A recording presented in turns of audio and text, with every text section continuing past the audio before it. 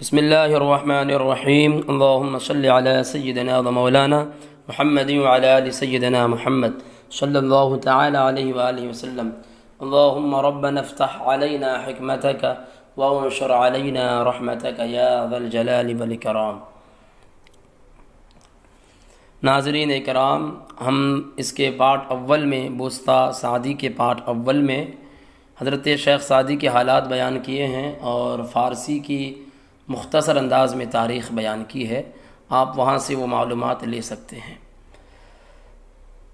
تو آج ہم بوسطہ کتاب کو شروع کرنے جا رہے ہیں اور اللہ کی بارگاہ میں دعا کرتے ہیں کہ مولا ہماری یہ کتاب سلامتی کے ساتھ مکمل فرما دے۔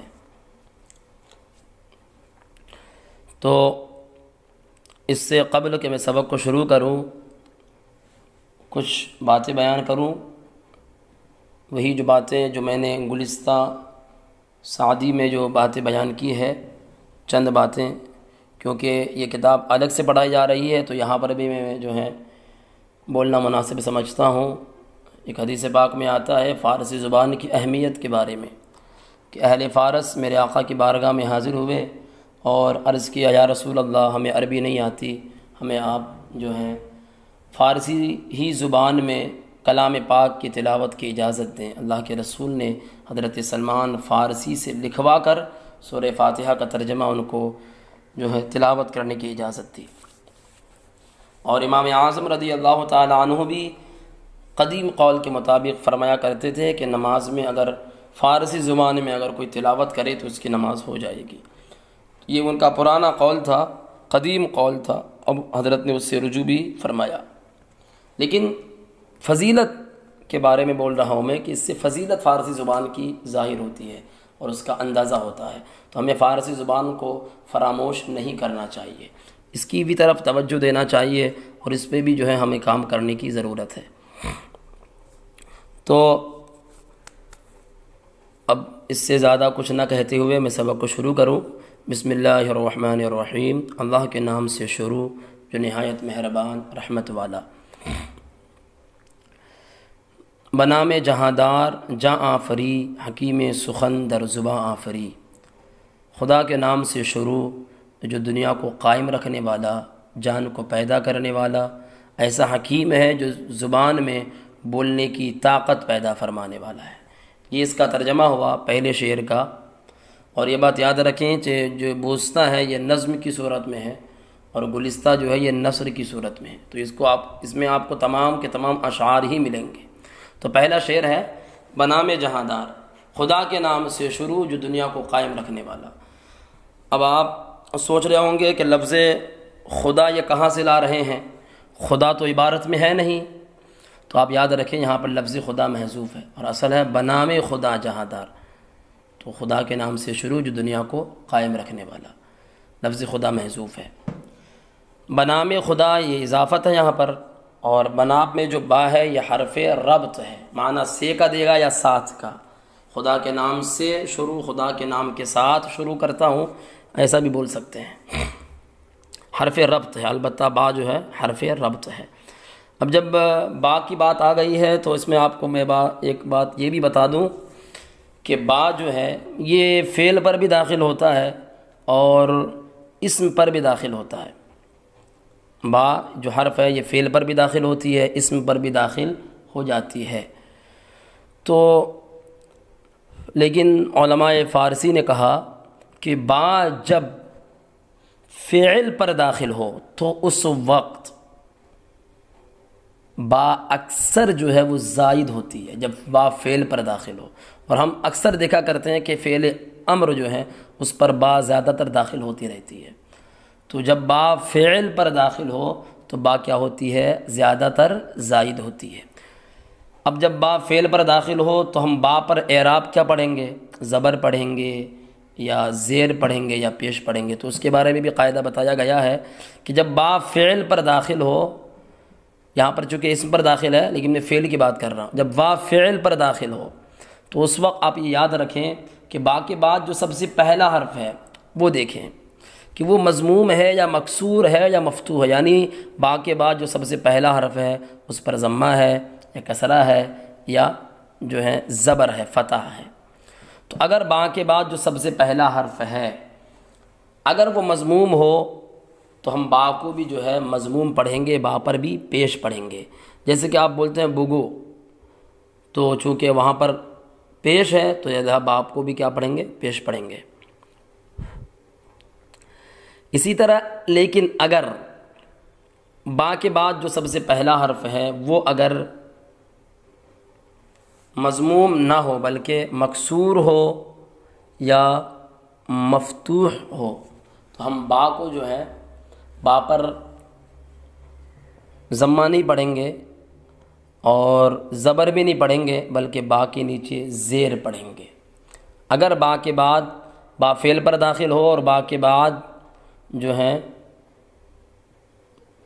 ضمہ نہ ہو بلکہ کسرہ ہو یا زبر ہو، فتح ہو، تو اس وقت با کے نیچے زیر پڑھا جائے گا۔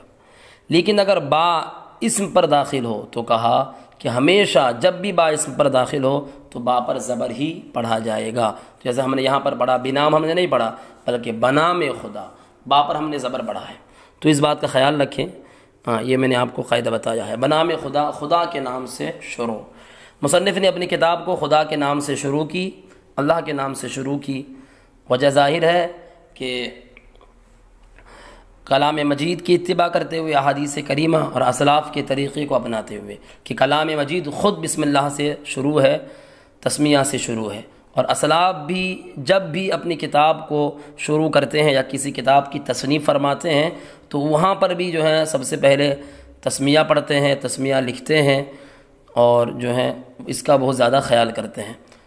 تو اسلاف کے طریقے کو اپناتے ہوئے مصنف نے بھی اپنی کتاب کو خدا کے نام سے شروع کیا۔ اور احادیث کریمہ، حدیث پاک ہے کل امر ذی بال لم یبدأ فیہ ببسم اللہ فہو ابتر، ہر وہ شان والا کام کہ جس کو اللہ کے نام سے شروع نہ کیا جائے وہ ادھورا رہتا ہے، کٹا ہوا رہتا ہے، مکمل نہیں ہوتا۔ تو جو ہے اس لیے مصنف نے اپنی کتاب کو خدا کے نام سے شروع کی۔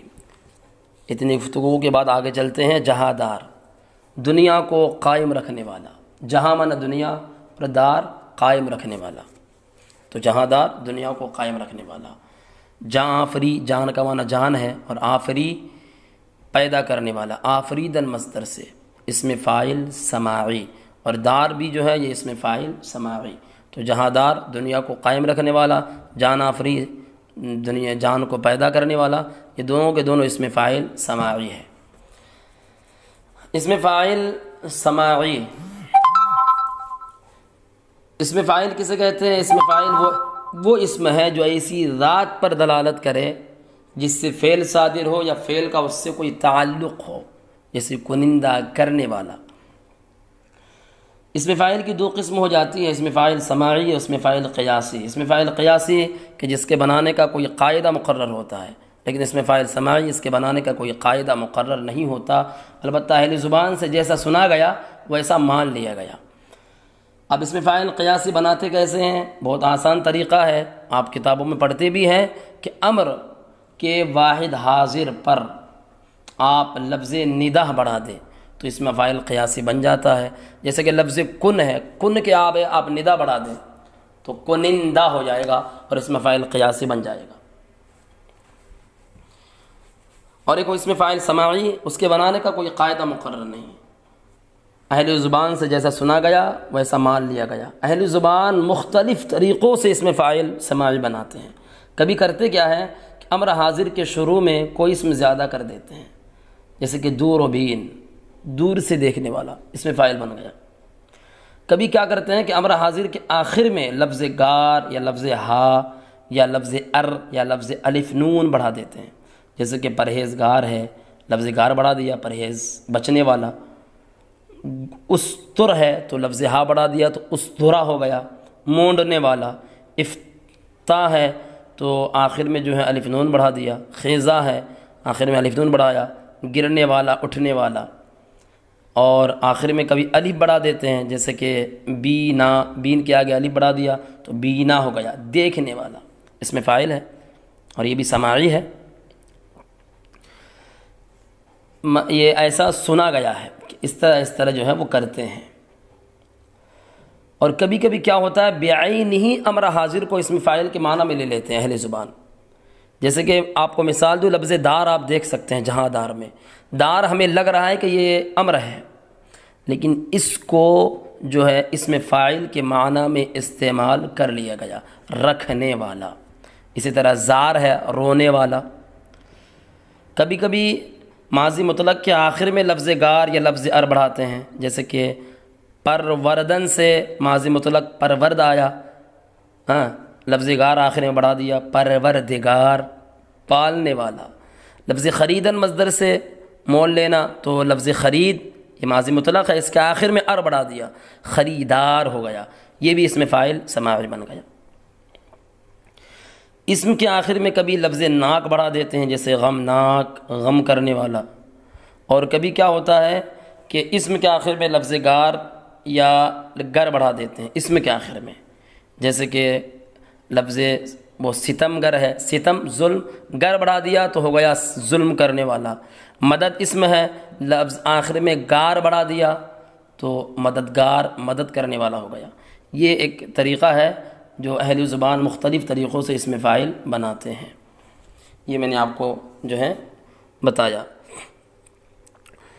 اور جہاں دار میں جو دار ہے یہ مصدر داشتن سے ہے، رکھنے والا، تو جہاں دار اسم فاعل سماعی، اور جہاں فری یہ بھی اسم فاعل سماعی، دنیا کو قائم رکھنے والا، جان کو پیدا کرنے والا۔ حکیم سخن، حکیم حکمت والا، اور سخن منبات در کا یہاں پر جو معنی ہے وہ میں کے معنی میں ہے۔ اور یہ در میں نے بتایا کہ لفظ مشترک ہے، اس کے کئی معنی ہیں، اندر ہے، میں کا معنی دیتا ہے، دروازہ کا معنی دیتا ہے، اور یہ اعلیٰ سبیل البدلیت ہر ایک معنی پر دلالت کرتا ہے، ایک ساتھ تمام معانی پر دلالت نہیں کرتا، کبھی کہ ایک کبھی اس پر دلالت کرتا ہے، کبھی اس پر، کبھی اس پر، لیکن اس کے ہے بہت سارے معانی، اسی وجہ سے اس کو لفظ مشترک بولتے ہیں۔ زباں کا معنی زبان ہی ہے، اور آفری یہ بھی جو ہے آفریدن مصدر سے اسم فاعل سماعی پیدا کرنے والا۔ تو اب یہ بات یاد رکھیں، یہاں پر جو اصل عبارت ہے حکیم در زباں سخن آفری، یہ عبارت ہے، اور سخن کا تعلق آفری سے ہے۔ اور آفری سخن کا لفظ جب بھی آتا ہے تو اکثر اس کے ساتھ آفری کا لفظ آتا ہے، یعنی جو ہے بات کو پیدا کرنے والا، قوت گویائی دینے والا۔ تو اب آپ پورا ترجمہ دیکھ لیں۔ بنام جہاں دار جاں آفری، خدا کے نام سے شروع جو دنیا کو قائم رکھنے والا، جان کو پیدا کرنے والا، ایسا حکیم ہے جو زبان میں قوت گویائی پیدا کرنے والا ہے۔ یہ اتنی بات ہو گئی۔ اب آپ دوسرا شعر دیکھیں۔ خداوند بخشندہ دستگیر، خداوند وہ ایسا مالک ہے جو بخشنے والا ہے، مدد کرنے والا ہے، کریم و ایسا سخی ہے، خطا بخش جو غلطیوں کو معاف کرنے والا ہے، پوزش پذیر جو عذر کو قبول کرنے والا ہے۔ ترجمہ ہو گیا۔ اب آپ ایک ایک لفظ کا معنی دیکھیں اور اس پہ غور کریں، تحقیق کریں۔ خداوند، خدا میں نے بتایا تھا، گلستہ میں بھی بتایا ہے، خدا وند جو ہے یہ خدا اور وند سے مرکب ہے، خدا الگ ہے، وند الگ ہے۔ وند ایک حرف ہے جو کسی اسم میں مشابہت کا معنی پیدا کرنے کے لیے، تشبیہ کا معنی پیدا کرنے کے لیے آتا ہے۔ اور خدا یہ لفظ خدا سے بنا ہے، جو خود آنے والا، چونکہ اللہ رب العزت کو کسی نے پیدا نہیں کیا، وہ خود سے ہے، ہمیشہ سے ہے، ہمیشہ رہے گا، تو وہ کسی کا محتاج نہیں ہے، تو خدا تخفیف کر کے جو ہے لفظ خدا ہوا۔ اور جیسے ہم بولتے ہیں خیشہ وند، خیش من اپنا، وند بنا دیا تو اس کا معنی ہوتا ہے اپنوں جیسا، تو یہاں پر بھی خداوند کا معنی ہوا خدا جیسا، لیکن یہاں پر مراد جو ہے وہ اللہ رب العزت ہے، خداوند وہ ایسا مالک ہے۔ بخشندہ یہ اسم فاعل قیاسی ہے، جیسے میں نے آپ کو بھی بتایا کہ اسم فاعل قیاسی امر کے واحد حاضر پر لفظ ندا بڑھا دینے سے اسم فاعل قیاسی بنتا ہے۔ تو بخش یہ امر ہے، واحد حاضر کا صیغہ ہے، آپ اسی کے آگے لفظ ندا بڑھا دیتے ہیں تو بخشندہ ہو جاتا ہے، یہ اسم فاعل قیاسی ہے، بخشنے والا، بخشیدن مصدر سے۔ دستگیر، دست کا معنی ہاتھ ہے، گیر گرفتن مصدر سے پکڑنا، لینا، تو گیر یہ بھی اسم فاعل سماعی ہے۔ دستگیر ہاتھ پکڑنے والا مراد مدد کرنے والا۔ کریم سخی کے معنی میں آتا ہے، اور کرم یکرم یہ باب کرم یکرم کا اس میں فاعل بھی ہے، کرم کرنے والا، مراد یہاں پر سخی ہے۔ خطا بخش، خطا من غلطی، بخش بخشنے والا، یہ بھی اس میں فاعل سماعی ہے، خطا بخش اس میں فاعل سماعی، بخشید المصدر سے۔ پوزش پذیر، پوزش بروزن سوزش، پوزش کا معنی یہاں پر عذر، یہ حاصل مصدر ہے، اور پذیر پذیرفتن مصدر سے، یہ بھی جو ہے اس میں فاعل سماعی ہے، قبول کرنے والا۔ باب جو ہے ترجمہ دیکھ لیں۔ خداوند وہ ایسا مالک ہے جو بخشنے والا ہے، مدد کرنے والا ہے، جو ایسا سخی ہے، جو گناہوں کو بخشنے والا ہے، غلطیوں کو معاف کرنے والا ہے، پوزش پذیر جو عذر کو قبول کرنے والا ہے۔ تو ناظرین، ان دو شعروں کا مطلب اور اس کی وضاحت یہی ہے کہ شیخ سعدی نے کہا میں خدا کے نام سے شروع کرتا ہوں، وہ خدا جو دنیا کو قائم رکھنے والا، کہ جس کی وجہ سے دنیا قائم ہے، جان آفری جو روح کو بھی پیدا کرنے والا ہے اور جو جان کو بھی پیدا کرنے والا ہے، جو ایسا حکیم ہے جو زبان میں بولنے کی طاقت پیدا کرتا ہے، اور جو ایسا مالک ہے جو گناہوں کو بھی بخشنے والا ہے، مدد بھی کرنے والا ہے، اور جو ایسا سخی ہے جو غلطیوں کو بھی معاف کرنے والا ہے، اور اگر اس کی بارگاہ میں کوئی عذر لے کر چلا جائے تو وہ عذر کو بھی قبول کرنے والا ہے۔ یہ ان دو شعروں کی وضاحت اور اس کا ترجمہ ہوا۔ اب آپ نیچے ایک شعر کا ترجمہ اور دیکھ لیں۔ ہم آج کے ویڈیو میں ہم زیادہ اشعار کی وضاحت نہیں کریں گے کیونکہ آج پہلا دن ہے، ہم 3 شعر کی وضاحت کریں گے۔ یہ آخری شعر ہے۔ عزیزے کہ ہرکز درش سر بتافت، عزیزے وہ ایسا عزت والا ہے کہ جس نے بھی اس کے در سے منہ موڑا، بہر درکہ شد ہیچ عزت نیافت، پھر وہ جس دروازے پہ گیا کچھ عزت نہیں پائی۔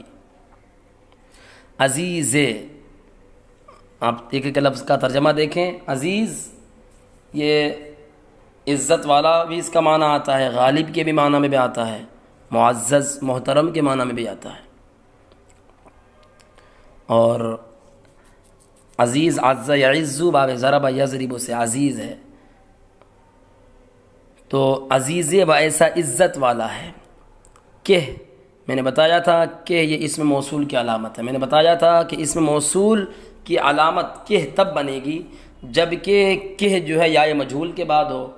وہ گلستہ میں نے بتایا ہے کہ اسم موصول کی علامت تب بنے گی جب کہ لفظ کہ یا تو یا مجہول کے بعد ہو، جیسے یہاں پر ہے، یا پھر جو ہے لفظ آ کے بعد ہو یا لفظ ہر کے بعد ہو۔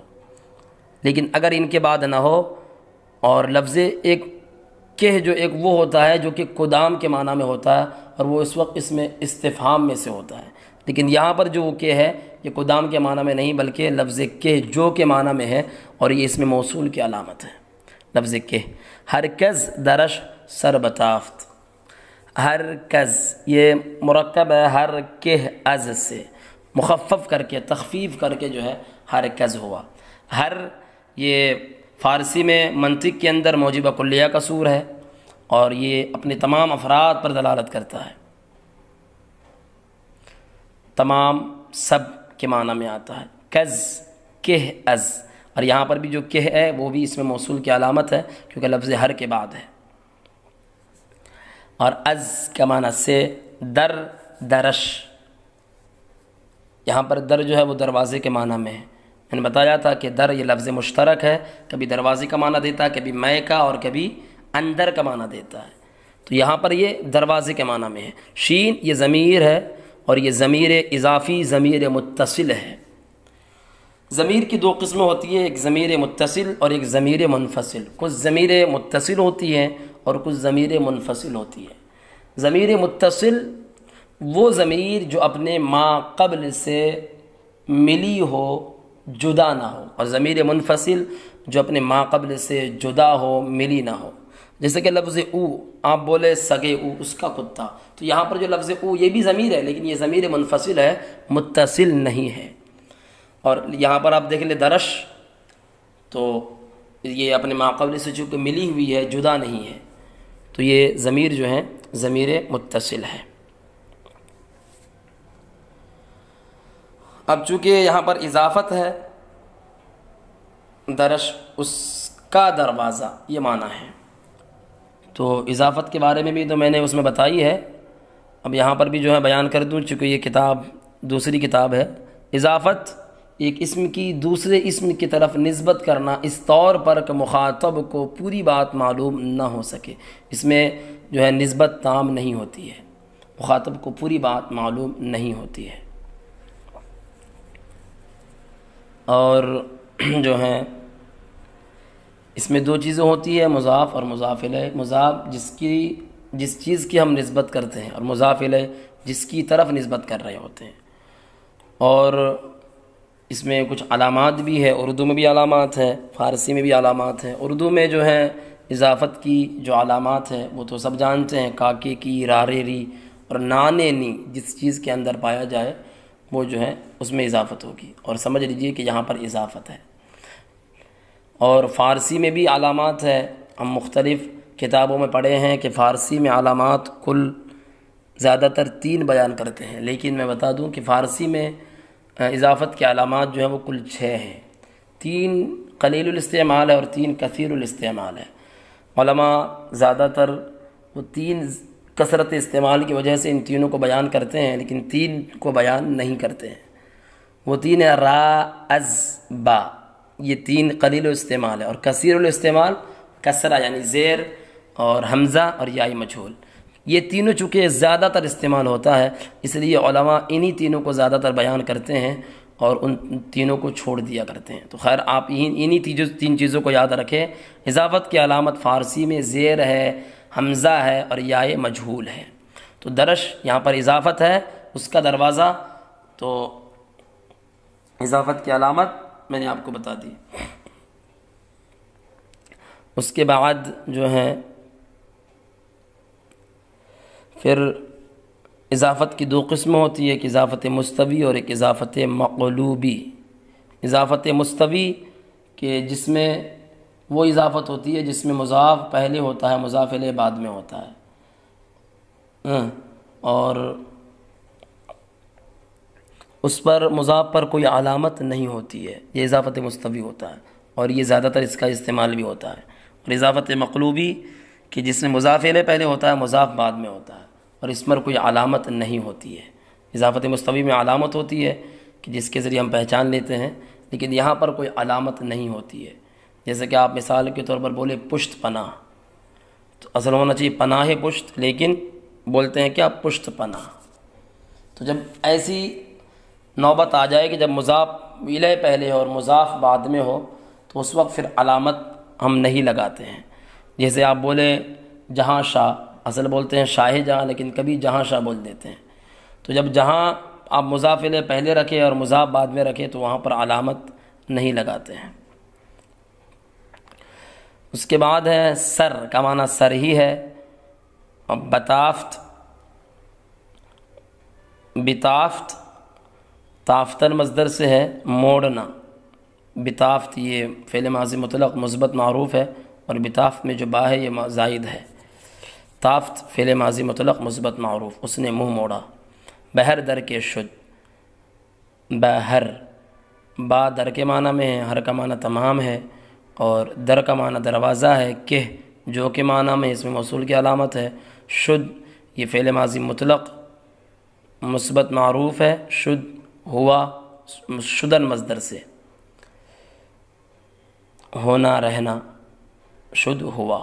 ہیج کا معنی کچھ ہے، کوئی ہے، اور عزت وقار عزت کے معنی میں آتا ہے۔ نیافت فعل ماضی مطلق منفی معروف، یافتن مصدر سے پانا، اس نے نہیں پایا۔ تو اب آپ دیکھ لیں ترجمہ، وہ ایسا عزیز ہے، وہ ایسا عزت والا ہے کہ جس نے بھی اس کے در سے منہ موڑا، پھر وہ جس دروازے پہ گیا کچھ بھی عزت نہیں پائی۔ اس شعر کی وضاحت ظاہر ہے کہ جس نے بھی اللہ رب العزت کی بارگاہ سے منہ موڑا، اور جو بھی اللہ رب العزت کی بارگاہ سے سر پھیر لے، اللہ رب العزت اس کو عزت نہیں دیتا۔ اور اس کو پھر ذلت و رسوائی کا سامنا کرنا پڑتا ہے۔ اور جو ہے کیونکہ قرآن مقدس میں خود فرمایا اللہ رب العزت نے قُلْ اطیعوا اللَّهَ وَالرَّسُولَ فَإِن تَوَلَّوْا فَإِنَّ اللَّهَ لَا يُحِبُّ الْكَافِرِينَ، تم فرما دو کہ اللہ اور رسول کی اطاعت کرو، فَإِن تَوَلَّوْا، تو اگر وہ پھر جائے، فَإِنَّ اللَّهَ لَا يُحِبُّ الْكَافِرِينَ، تو بے شک اللہ کافروں کو پسند نہیں فرماتا۔ تو یہ تو ایک آیت مبارکہ تھی۔ تو چونکہ کافروں نے اللہ رب العزت کی بارگاہ سے منہ موڑا تو اللہ نے ان کو دنیا میں ذلیل و رسوا کیا۔ تو اسی طرح ہر وہ شخص جو بھی اللہ کی بارگاہ سے منہ موڑ دے، اللہ تعالیٰ اس کو عزت نہیں دیتا، کیونکہ عزت کی چابی اور عزت کی کنجی اللہ کے پاس ہے۔ وَتُعِزُّ مَن تَشَاءُ وَتُذِلُّ مَن تَشَاءُ، کہ وہی ہے جسے چاہے عزت دے اور جسے چاہے ذلت دے، جسے چاہے دلیل کرے۔ تو عزت چاہیے، شہرت چاہیے، دولت چاہیے، کچھ بھی چاہیے، اللہ رب العزت کی بارگاہ میں آؤ، اللہ تمہیں سب کچھ دے گا۔ وہ ہر چیز کا مالک ہے، وہ ہر چیز کا خالق ہے۔ اسی کے ساتھ ہم نے آپ کے سامنے ان تینوں شعروں کی وضاحت کی۔ انشاءاللہ عز و جل کل زیادہ اشعار کی وضاحت کریں گے۔